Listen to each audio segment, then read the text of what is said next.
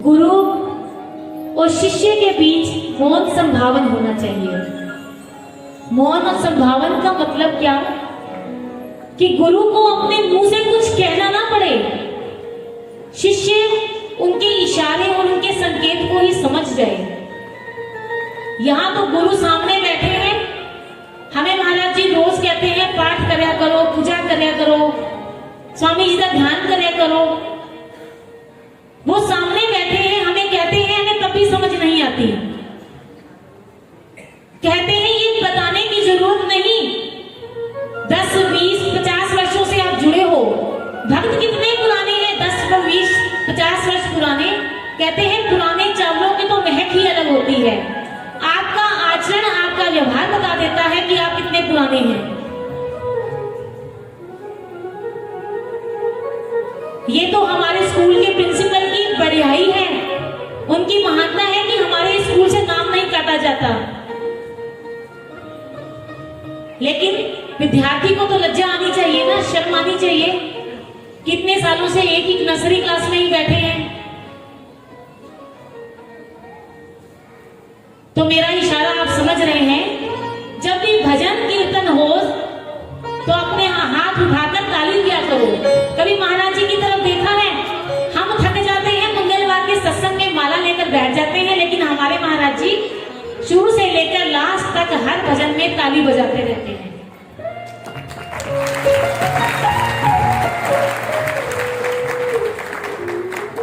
पता नहीं हम उनकी तरह कब बनेंगे। गुरु कर ले आप समान, पता नहीं ये कब हमें अपने समान करेंगे, कब हम पर कृपा करेंगे। चलते हैं कथा की ओर।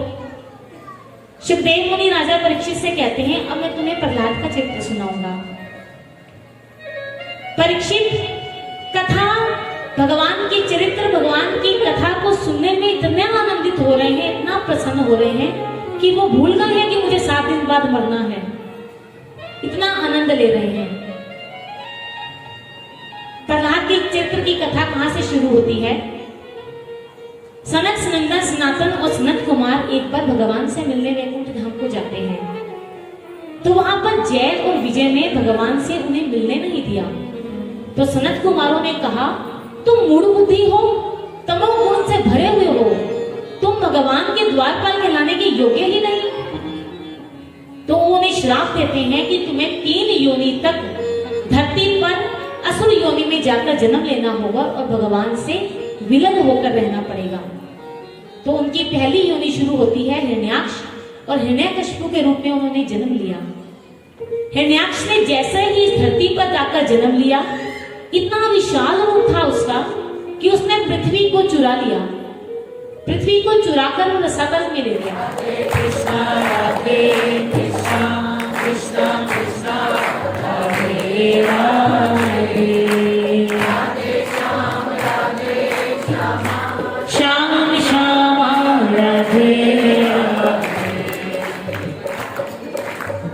तो हिरण्याक्ष धरती पर आता है विशाल रूप लेकर, पृथ्वी को चुराकर रसातल में ले जाता है। देवता भगवान से प्रार्थना करते हैं तो भगवान वराह का रूप लेकर आकर हिरण्याक्ष का वध कर देते हैं। अब हिरण्यकशिपु को पता लगता है कि वो उसके भाई का वध हो गया, उसका भाई मारा गया। तो वो क्रोध से तमतमाता हुआ, गरजता हुआ कहता है कि हे शेषशैया पर बैठने वाले विष्णु, जन्म मरण का अपने आप को अधिकार देने वाला विष्णु, आज अगर मैं ना रहूंगा या तू ना रहेगा, आज मैं तेरा वध करके ही रहूंगा। तूने मेरे भाई हिरण्याक्ष को मारा है। तो हिरण्यकशिपु क्रोध से तिमतिमाता हुआ, लाल होता हुआ जा ही रहा था कि उसके गुरु से रोक देते हैं। गुरु कहते हैं, जिसने हिरण्याक्ष का वध किया उसे मारना आसान काम नहीं है। पहले तो जाकर तपस्या कर और अमरता के वरदान को प्राप्त कर। गुरु ने कहा कि अगर वो चंद्रमा है तो तुझे तपते हुए सूरज की तरह होना होगा, अगर वो वायु है तो तुझे प्रचंड आंधी बनना होगा, और अगर वो सागर है तो तुझे ज्वार भाटा की तरह उबड़ना होगा। उसी समय हिरण्यकशिपु तैयारियां करने लगा तपस्या पर जाने की। क्रोध में भरा हुआ है, आंखें लाल, चेहरा लाल, जा रहा था कि पत्नी कयाधु की हिम्मत नहीं हुई पूछने की। कांपती हुई, डरती हुई हिरण्यकशिपु के पास आई और कहने लगी, हे नाथ, आप कहाँ जा रहे हैं? हिरण्यकशिपु ने कहा, मैं तपस्या करने जा रहा हूं। तो पत्नी ने पूछा, आप वापस कब लौटेंगे? तो उसने कहा, चाहे करोड़ों वर्ष बीत जाएं, मैं अमरता का वरदान प्राप्त करके ही लौटूंगा। हिरण्यकशिपु चला जाता है तपस्या करने। जैसे ही वृक्ष के नीचे, उसके डाल के नीचे बैठता है, तपस्या करने बैठता है, उधर से देवता अपने गुरु बृहस्पति के पास जाते हैं और बृहस्पति जी से प्रार्थना करते हैं कि हे प्रभु, अगर हिरण्यकशिपु तपस्या में जीत गया और उसने ब्रह्मा जी ने वरदान दे दिया तो हम सबका क्या होगा? आप कुछ कीजिए। तो गुरु बृहस्पति भी एक तोते का रूप लेकर उस वृक्ष के डाल पर जाकर बैठ जाते हैं। अब जैसे ही हिरण्यकशिपु साधना करनी शुरू करता है, उधर से वो तोता बोलता है, नारायण नारायण। हिरण्यकशिपु कहता है, देखता है इधर उधर स्वर कहां से गूंज रहा है। हिरण्यकशिपु ताली बजाता है, उसे भगाने की कोशिश करता है, वो दूसरी डाल पर जाकर बैठ जाता है। अब हिरण्यकशिपु फिर आंखें बंद करता है तो तोता फिर कहता है, नारायण नारायण। हिरण्यकशिपु फिर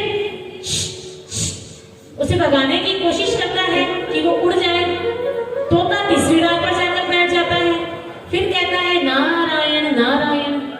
अब हिरण्यकशिपु बड़ा चिंतित होता है, कहता है, आज का दिन शुभ ही नहीं है, मैं वापस राजमहल जाता हूँ और कल आऊंगा तपस्या करने। अब जैसे ही हिरण्यकशिपु घर राजमहल में वापस आता है, कयाधु तो देखकर बड़ा हैरान होती है, सोचती है, बड़ी ढींगे मारकर गए थे, करोड़ों वर्ष बाद आऊंगा, सुबह हुई सांझ ढले घर आ गए हैं। कयाधु पूछती है, आज क्या करती है? सभी रसोइयों की छुट्टी कर देती है, अपने पति के लिए भोजन स्वयं बनाती है और पकोड़े का बहुत बड़ा थाल बनाकर अपने पति के पास जाती है, उसके चरणों को दबाते हुए पूछती है, प्रभु, मेरे बड़े सौभाग्य कि मुझे आपकी पत्नी होने का सुअवसर प्राप्त हुआ। हिरण्यकशिपु ने पूछा, सीधे सीधे पूछो, पूछना क्या चाहती हो? कयाधु ने कहा, मैं तो कुछ नहीं पूछना चाहती, बस इतना ही कह रही थी, आप तो कह रहे थे करोड़ों वर्ष बाद आऊंगा, आज क्या हुआ? आपको अमरता का वरदान मिल गया क्या? हिरण्यकशिपु ने कहा, नहीं नहीं, मैं तपस्या करने गया, एक अशुभ काम हो गया। कयाधु ने क्या, ऐसा क्या अशुभ हो गया? तो हिरण्यकशिपु ने कहा, जैसे ही मैं तपस्या करने बैठा, उस दुश्मन का कोई शिष्य था और बोलने लग गया, नारायण नारायण। अब जैसे ही कयाधु ने सुना कि मेरे पापी पति के मुख से नारायण का नाम निकला है, तो बड़ी उसकी अंतरात्मा प्रसन्न हो गई। थोड़ी देर बाद फिर आई, फिर पूछने लगी, नाथ, आपने कुछ कहा था ना, आप तपस्या करने गए थे, तो क्या बात हुई थी, आप वापस क्यों आ गए? कयाधु ने कहा, हिरण्यकशिपु ने कहा कि वहां कोई तोता बार बार बोल रहा था, नारायण नारायण, तो इसलिए मैं वापस आ गया। अब कयाधु अंदर से बड़ी प्रसन्न हो रही है कि मेरे पति के मुख से जैसे भी निकल रहा है, कम से कम भगवान का नाम तो निकल रहा है। फिर बार बार जाती है, बार बार यही पूछती है। तो हिरण्यकशिपु ने कहा, भाग्यवान, मैं तुम्हें क्या बताऊं कि मैं तपस्या करने गया तो वो तोता बार बार कह रहा था, नारायण नारायण नारायण नारायण। अब तो कयाधु बड़ी प्रसन्न हुई। अगले दिन हिरण्यकशिपु फिर जाता है तपस्या करने, तो तपस्या करने लग जाता है। इधर से देवताओं को शंका होती है कि अगर हिरण्यकशिपु ने तपस्या की और ब्रह्मा जी को प्रसन्न कर दिया तो ब्रह्मा जी ने प्रसन्न होकर इसे अमरता का वरदान दे देना है। इंद्र ने क्या किया, हिरण्यकशिपु के राजमहल पर आक्रमण कर दिया और कयाधु का अपहरण करके ले जा रहा था। कयाधु के गर्भ में हिरण्यकशिपु का आखिरी अंश पल रहा था, वो लेकर जा रहा था अपहरण करके कि नारद, रास्ते में नारद जी मिल जाते हैं। नारद जी कहते हैं, हाय हाय हाय, ये कैसा दृश्य मैं देख रहा हूँ। वो कहते हैं शायद मैं गलत रास्ते से जा रहा था। तो इंद्र ने कहा नारद जी क्या आप मुझे लज्जित कर रहे हैं? नारद जी ने कहा मैं लज्जित नहीं कर रहा, तुम ये किसी स्त्री का हाथ पकड़ कर ले जा रहे हो, तुम्हें पता है ये कौन है? इंद्र ने कहा पता है। नारद ने कहा ये हिरण्यकशिपु महाराज की पत्नी कयाधु है। इंद्र ने कहा इसीलिए मैं इसको ले जा रहा हूँ कि इसके गर्भ में आसुरी शक्ति का आखिरी वंश बन रहा है, मैं इसको मार दूंगा, ना ये अंश होगा ना आसुरी शक्ति आगे बढ़ेगी। नारद जी ने कहा इंद्र तुम तो देवताओं के राजा हो, तुम ये अपराध करने जा रहे हो, तुम्हें पता है गर्भ में पलने वाला बच्चा भगवान का प्रसाद होता है, इसे मारना बहुत बड़ा पाप होता है, तुम्हें क्या लगता है तुम इसे मार दोगे तो भगवान प्रसन्न होंगे? आज नारद जी ने इंद्र की आंखें खोल दी। इंद्र ने कयाधु से क्षमा मांगी और नारद जी ने कयाधु से कहा, उनसे आग्रह किया कि जब तक हिरण्यकशिपु तपस्या करके वापस नहीं आते तब तक तुम मेरे आश्रम में रहो। कयाधु को नारद जी अपने आश्रम में ले गए। अब कयाधु के गर्भ में एक जीव पल रहा था। तो नारद जी के आश्रम में क्या होता था? सारा दिन नारायण नारायण नारायण हरि नाम का जाप भजन कीर्तन। अब नारद जी ने, कयाधु तो पहले से ही हरि भक्त थी, विष्णु भगवान की भक्त थी, नारद जी ने बड़ी बड़ी विष्णु भगवान की कथाएं कयाधु को सुनाई और वो सारी कथाएं उसके गर्भ में पल रहे बच्चे ने सुनी। इसीलिए कहा जाता है कि जब भी कोई स्त्री गर्भवती होती है तो उसे भजन भक्ति तपस्या करनी चाहिए भगवान की, उसके होने वाली संतान पर भी वैसा ही असर पड़ता है। लेकिन आजकल की महिलाएं जंक फूड खाती हैं और सारा दिन यूट्यूब पर लगी रहती हैं मोबाइल्स पर, तो आने वाले बच्चे भी पैदा होते ही उंगलियां चलाना सीख जाते हैं मोबाइल पर। तो हमेशा गर्भवती महिलाओं को भगवान की भजन तपस्या करनी चाहिए, उनकी पूजा पाठ करना चाहिए। नारद जी के द्वारा कही गई कथाएं, उनके द्वारा हरि के गुण गाए हुए कयाधु के गर्भ में पल रहे बच्चे पर उसके संस्कार बने। जैसे ही हिरण्यकशिपु की तपस्या पूर्ण हुई, भगवान ब्रह्मा प्रसन्न हुए और भगवान ब्रह्मा ने आकर हिरण्यकशिपु से कहा वरदान मांगो। हिरण्यकशिपु ने कहा प्रभु मैं आपसे वरदान मांगना चाहता हूं कि मैं अमर हो जाऊं। ब्रह्मा जी ने कहा यह वरदान तो नहीं मिल सकता, क्योंकि जो सूर्य उदय हुआ है उसे अस्त भी एक दिन होना होगा, फूल खिला है तो उसे मुरझाना भी होगा, अगर माँ के गर्भ से जन्म लिया है तो मृत्यु की शैया पर भी जाना होगा।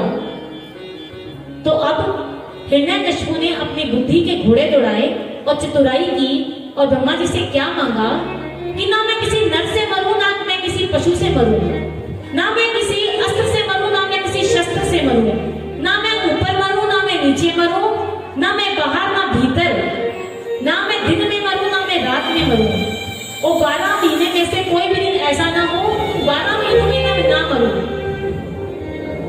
ब्रह्मा जी ने तथास्तु कह दिया। अब हिरण्यकशिपु ने सोचा कि ऐसा तो कुछ हो ही नहीं सकता। उसने सोचा मैं अमर हो गया।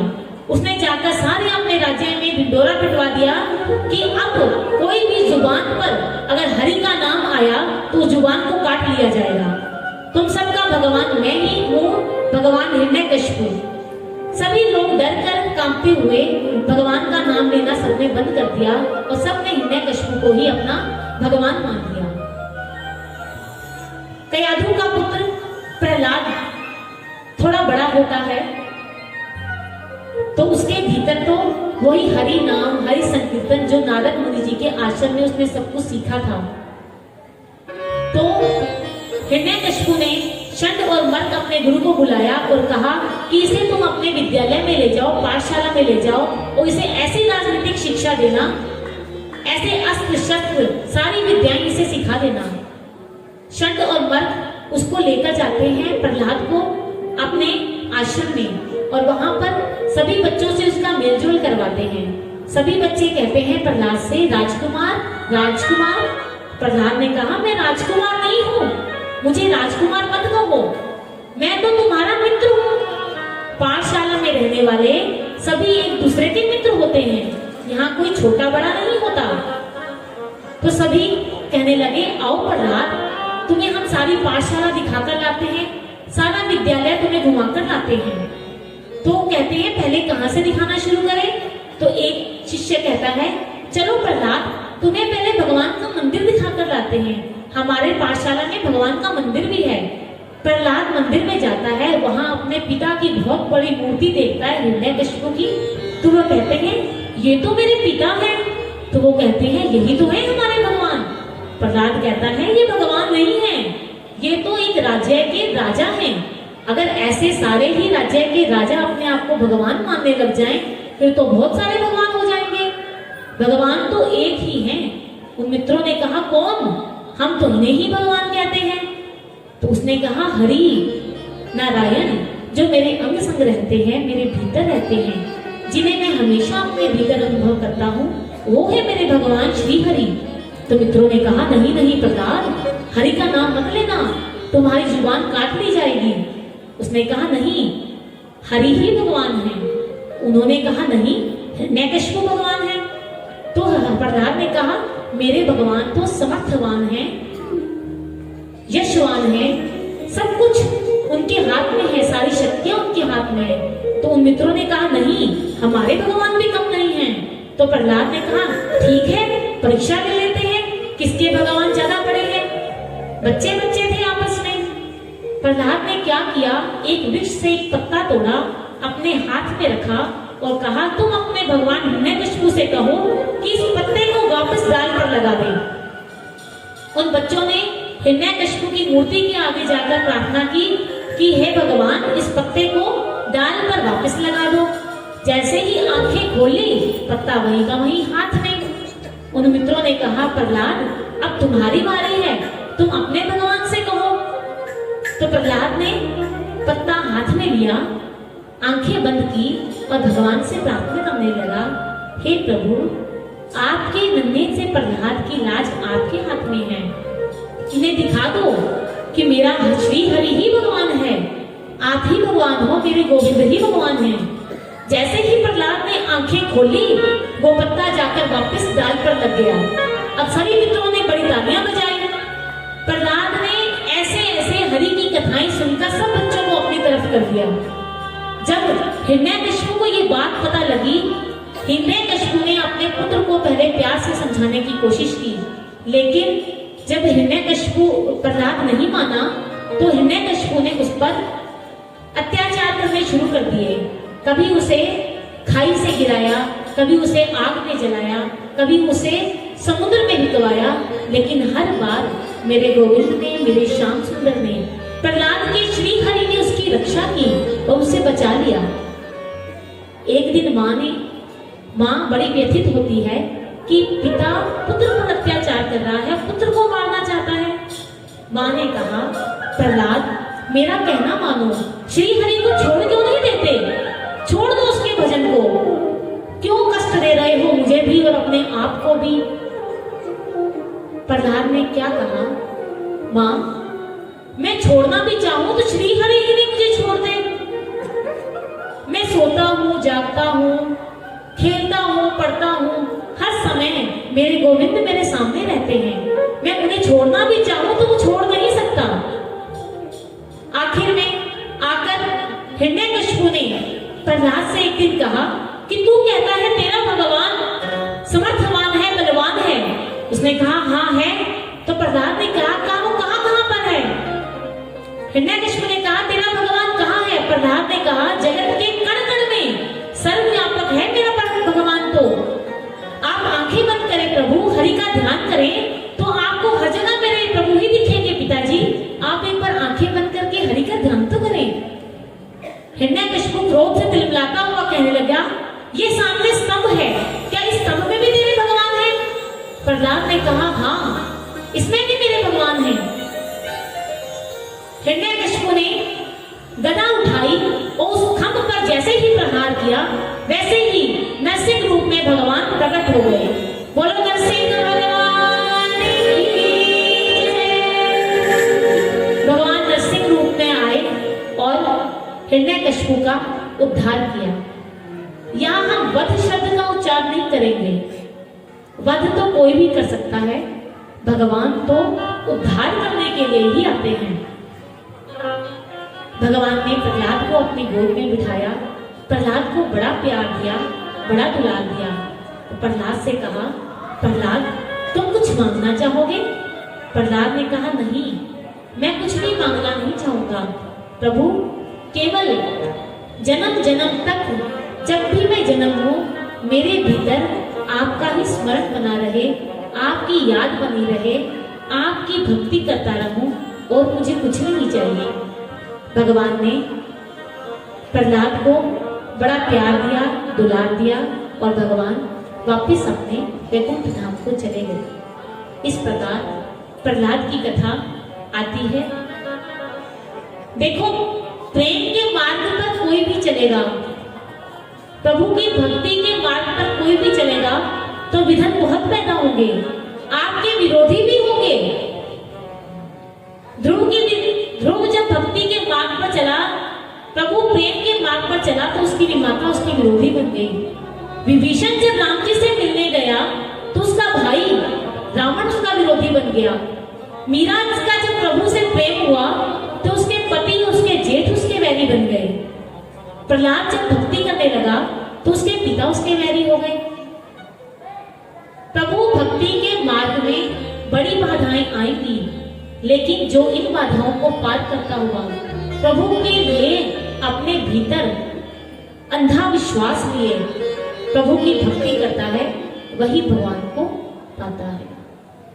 राधे राधे राधे गोविंद राधे राधे राधे राधे गोविंद राधे राधे राधे राधे गोविंद राधे राधे राधे राधे गोविंद राधे गोविंद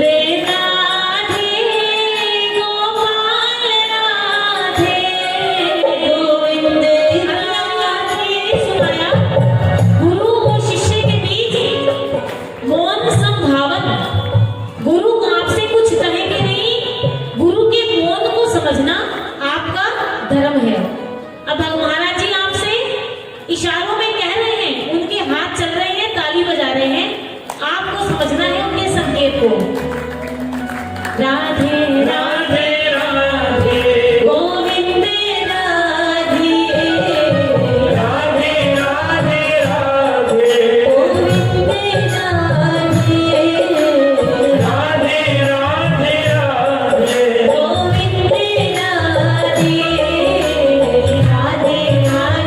राधे गोविंद राधे राधे राधे